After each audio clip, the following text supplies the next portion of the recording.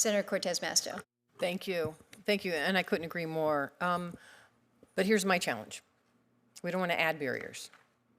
We don't want to add more burdens than already exist. We want to make it more efficient.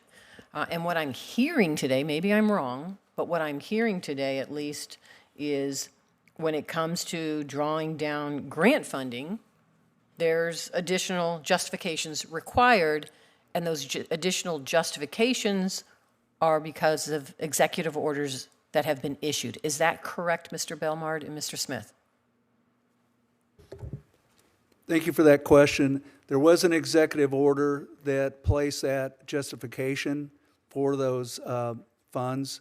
However, as I mentioned earlier, in our working with the Treasury Department, we believe we have found a solution to that would allow, once the recipient list goes to Treasury of all the self-governance funds, then there won't be a requirement for justifications. All right. Is that in writing? We are undergoing that. We're working on the procedure that will allow for that to happen. Great. When it's in writing, could you share that with us? Certainly. Thank you. What about you, Mr. Smith? Is there an executive order that's dictating what you can or can't do when it comes to the grant funding?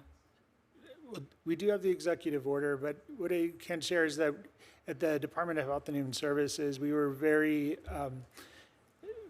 targeted in helping to educate new leadership on the authorities of the Indian Self-Determination Education Assistance Act. As we know, there are very unique laws that come into place.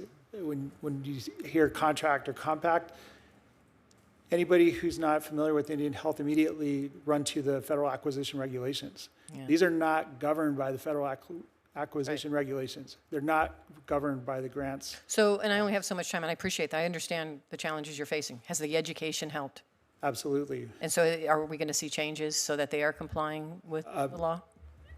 As I mentioned, we are not experienced what I'm hearing our DIY colleagues are experiencing, but we will certainly coordinate and make sure we're all on the same page. Okay. And then I think from both of you, I am curious to follow up on the FTEs. Where you stand now with the employees that you have. What's the hiring freeze? How many did we lose? How many positions are vacant? Is that impeding also the ability to do your job? And what we have heard here is that causing some of the delay as well? Thank you so much for the question. Certainly, Indian Health Service has been carrying a 30% vacancy rate across the board. I'll put this in perspective. In January, we had 15,218 employees. We always hover around that 15,000 mark. Just this month, we're down to 14,613. Within that change, there's been no change to the FTE. There's been no reductions in force at Indian Health Service, aside from those that are triggered by the ISDIA itself. We know that if a tribe assumes an operation, there is going to be a natural reduction in force in that area. But as an agency, no. But we have been able to work under HHS leadership in the Office of Personal Management on some limited exemptions. These are hard for us to keep up with right now, but we are working to identify the most critical needs.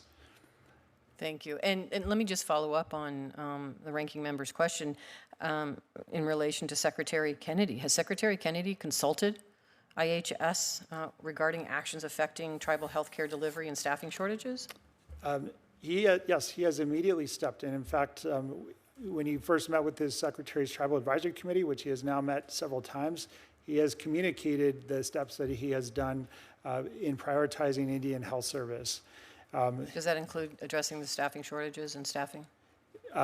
Putting people on alert. So we are working with HHS leadership and the Office of Personal Management on limited exemptions to bring in critical employees. I've got one specific question to Nevada, and I only got a short amount of time. Is the Nevada urban Indians have provided essential services to Nevada's Native community for years.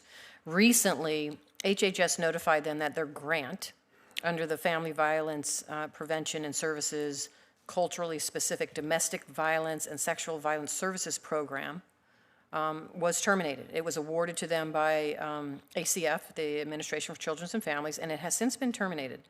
This has resulted in the Nevada Urban Indians having to lay off 2 of their employees and has impeded their ability to offer trauma-informed, culturally rooted services to women and children who are victims of domestic violence.